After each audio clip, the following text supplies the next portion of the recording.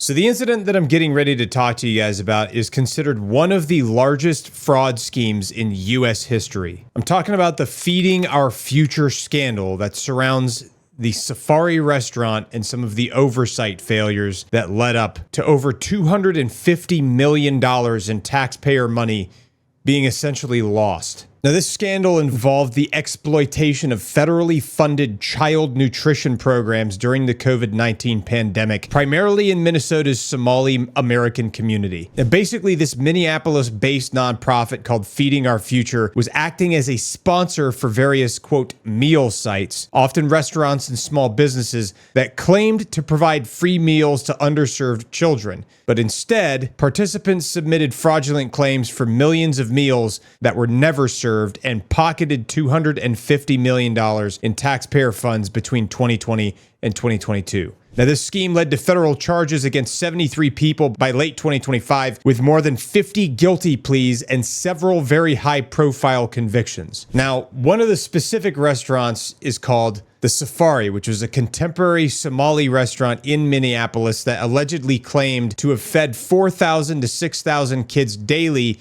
and took $12 million to do that. However, it was found later that they had only been serving between, roughly 40 people on average. And this was found out from FBI investigations, state audits, and trial testimony, as well as federal indictments. So the fraud targeted the U.S. Department of Agriculture's Child and Adult Care Food Program and the Summer Food Service Program, which reimburses sponsors and sites for providing nutritious meals to low-income children, specifically during school closures. So like when the pandemic happened, they closed schools across the entire country.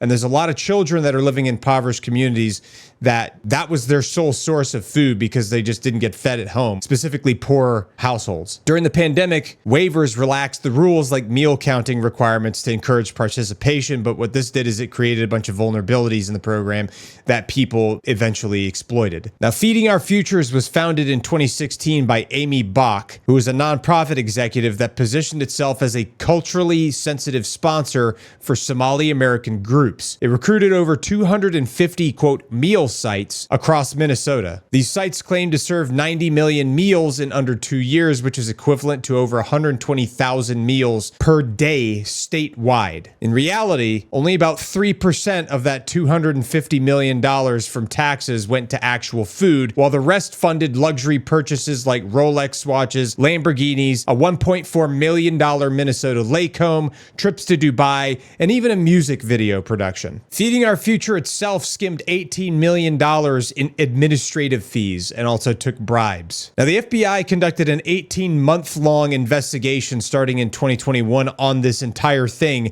involving over 100 search warrants, the analysis of 1,200 bank accounts, and 4.4 million documents pertaining to the investigation. They were able to recover about $75 million in lost funds by November of 2025, but a lot of it was untraceable because a lot of it was wired overseas to overseas bank accounts or crypto, whatever. There could be a number of things. The case is still ongoing with sentencings continuing into 2025. Now, specifically in reference to the Safari restaurant, it was located off of Lake Street in Minneapolis and was one of the most egregious examples of this.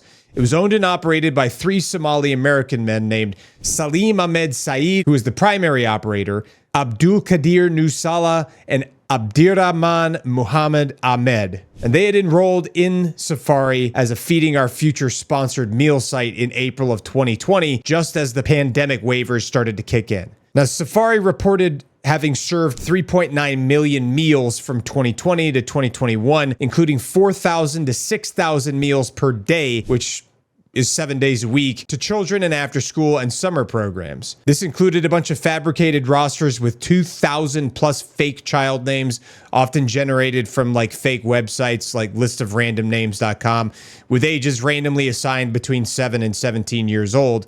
using Excel formulas. Invoices were inflated with phony receipts for bulk food that were never purchased or distributed. For these claims, Safari received over $12 million in reimbursements. Some federal records cite $16 million when including affiliated shell companies. So this thing was obviously a big web. Now, this was part of a broader $32 million haul for Saeed and his co-conspirators across multiple sites. Now, the reality that was recovered from the FBI was in December of 2021 when the FBI installed 12 surveillance cameras at high-claiming Feeding Our Future sites, including Safari, to verify operations. In over a 6-week period, they found that the cameras had captured an average of only 40 people per day entering and leaving the restaurant, as opposed to the 4,000 to 6,000 meals per day. Occasionally, a few meal boxes were loaded into vehicles, but nothing approaching anywhere near 6,000 meals per day.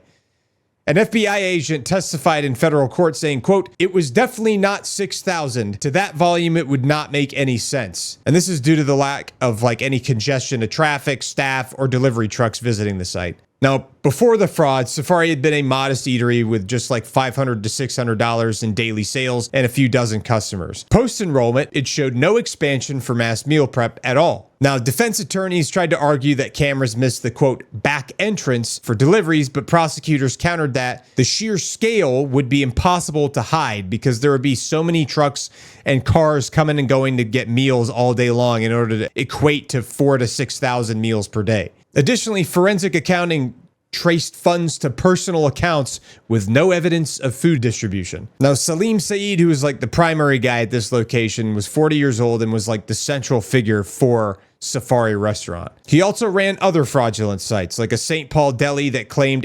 1,800 meals daily, but averaging only 23 visitors per the same surveillance system that the FBI set up. Now, Saeed pleaded guilty in 2024 to wire fraud and money laundering, admitting to stealing millions of dollars. In March of 2025, a federal jury convicted him and Bach on all counts in a landmark trial. And then on August 6th of 2025, U.S. District Judge Nancy Brazel sentenced Saeed to 28 years in prison, which is the longest term in the case so far. And the reason she did that was citing his earlier mover role in recruiting sites and fabricating documents. Now, the co-owner Salah received 17 years in January 2025, while Ahmed's status is still part of ongoing proceedings. Now, the Minnesota Department of Education had awareness of this apparently. They apparently knew this was happening, but they didn't specifically know. They had an idea, but they didn't do anything about it apparently. That's what I'm hearing. So the Minnesota Department of Education, as the state's USDA delegate agency, was responsible for approving sponsors like Feeding Our Futures, monitoring sites, reviewing claims, and enforcing compliance. A 2024 June state legislative audit by the Office of the Legislative Auditor blasted the Minnesota Department of Education for, quote, inadequate oversight that created opportunities for fraud, calling it ill-prepared for the pandemic surge. Now, here's what they knew and what they failed to do. There were some early red flags that the Minnesota Department of Education saw that they failed to act on. They reviewed Feeding Our Futures just 4 months after its first claims in 2018, and they visited 4 sites finding severe issues. No child enrollment data, inflated attendance, unallowable expenses, and improper meal counting. The Minnesota Department of Education labeled Feeding Our Futures, quote, seriously deficient and requiring fixes, but skipped in-person follow-ups due to the COVID-19 pandemic. From 2018 to 2021, the Minnesota Department of Education received at least 30 complaints about Feeding Our Futures, including from parents, site operators, and other people that were alleging fake meals and kickbacks were happening. Now, despite receiving all of these tips and information from parents and site operators, the Minnesota Department of Education approved explosive growth for Feeding Our Futures, and what that resulted in is reimbursements jumping from $3.4 million in 2019 to $197 million in 2021. So as a result of them overlooking all of these problems and not taking any type of decisive action, they failed to require proper documentation for 299 new sites, many that were approved in days despite no experience. Now, by November of 2020, when the Minnesota Department of Education halted new Feeding Our Future site approvals and payments, Bach sued, accusing discrimination against Somali Muslims under the Minnesota Human Rights Act. Now, as a result of this, a judge ended up ruling against the Minnesota Department of Education, holding them in contempt for delays and fining $47,500. Now, the Minnesota Department of Education then feared bias accusations, especially amid the 2020 radical justice protests that were happening. You saw all the protests that were happening all over the United States during that time, which basically they were afraid to pursue any further after that. They were afraid to dig any deeper. Now, finally, by late December of 2020, the Minnesota Department of Education denied any further applications and alerted the USDA, its Inspector General, and the FBI. But by then, over $200 million had already flown through the whole process. Now, the Office of the Legislative Auditor released a report in February of 2025 detailing how the Minnesota Department of Education's lapses enabled the nation's largest COVID fraud. And after this thing got completely exposed, like out in the air, U.S. Representative Virginia Foxx demanded that the Minnesota Department of Education documents in June of 2024, including FBI and communications, be released. Now, the current Education Commissioner, Willie Jett, who's been in that position since 2023, disputed the audit, blaming fraudsters and citing post-scandal reforms like enhancing training and AI claim reviews. Now, currently, no Minnesota Department of Education staff member faces any charges, but the scandal has completely eroded any trust that people had in that institution, specifically in Minnesota's nutrition programs. And one more thing of note is that a Somali investigator noted that accusations of racism may have kind of handcuffed them as far as oversight's concerned, because they were afraid to dig any deeper when they were being accused of racism and being fined $47,000 for it. Now, this scandal devastated the Minnesota Somali community, with leaders decrying it as a betrayal of trust in immigrant aid efforts, because not all of the Somali-led ones are fraudulent, just that particular one. Because it's like, it was such a massive fraud scheme, it made the entire community look absolutely atrocious, obviously. By November of 2025, Bach got 13 years in October of 2024, and 5 others were found guilty in June of 2024 at the trial as well. Like I said earlier, $75 million of assets were seized, but luxury spending complicated it a lot more because, like I said before, a lot of this money was wired overseas because they were sending it to their friends, they were traveling to Dubai and probably spending it all over the place in the world. This is just another example of how vulnerable oversight was during that period of time where basically people were just waiving any type of oversight due to the pandemic and things that were happening during that time.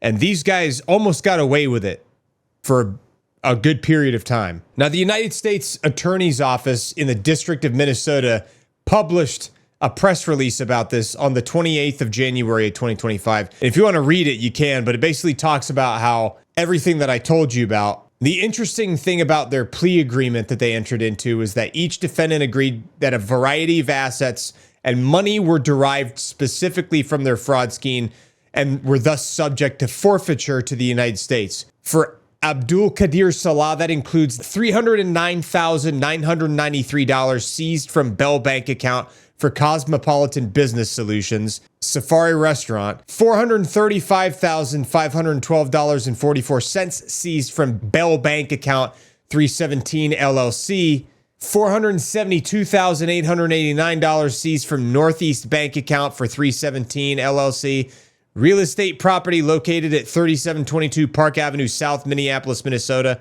And then for Abdi Salah, that includes $343,418.98 seized from Star Choice Credit Union account for Stonebridge Development, LLC. And then real estate properties located at 8432 Noble Avenue North, Brooklyn Park, Minnesota, previously known as Kelly's 19th Hole, and 2529 12th Avenue South, Minneapolis, Minnesota. Here's the moral of the story for this whole thing. If people are given the opportunity to commit fraud, if they know that they can get away with it because people are kind of letting things slide, whether that be in regards to voter ID, whether that be in regards to, immigration laws, whether that be in regards to receiving federal funding for stuff at a college or a university, whether that be receiving federal funding for nutrition programs for a state, or if it's oversight of managing anything that's involving money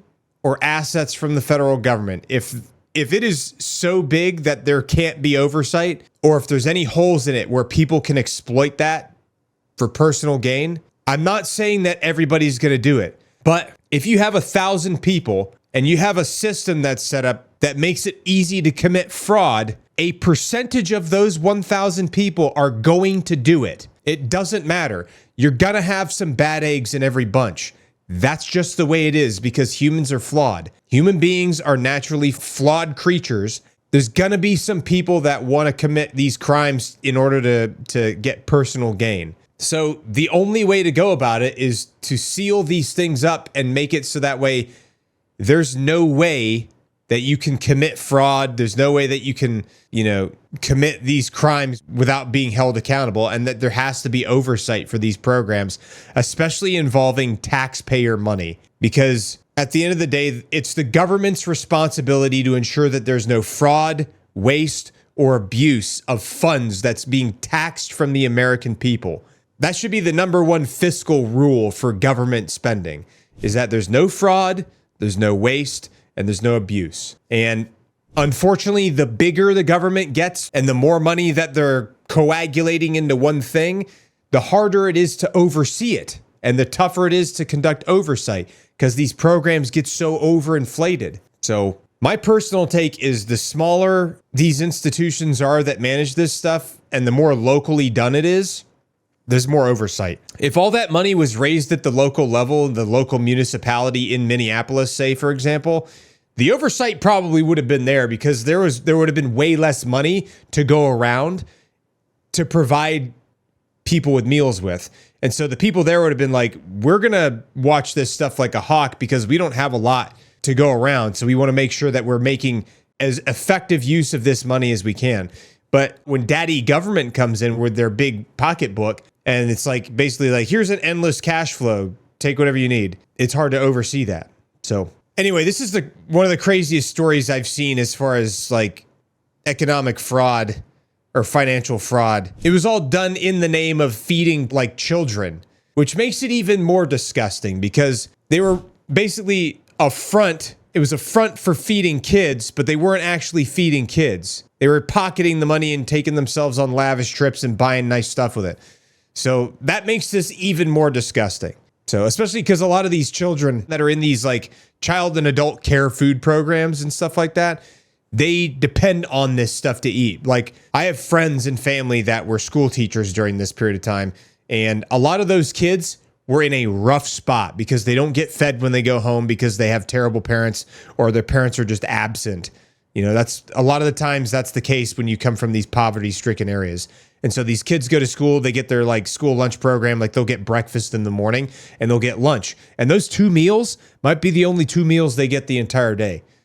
So not only did they scam the American taxpayers of the country for $250 million, even though 70 some odd million was returned, that's still, $250 million that they should have been giving to children, to feed children, that they didn't.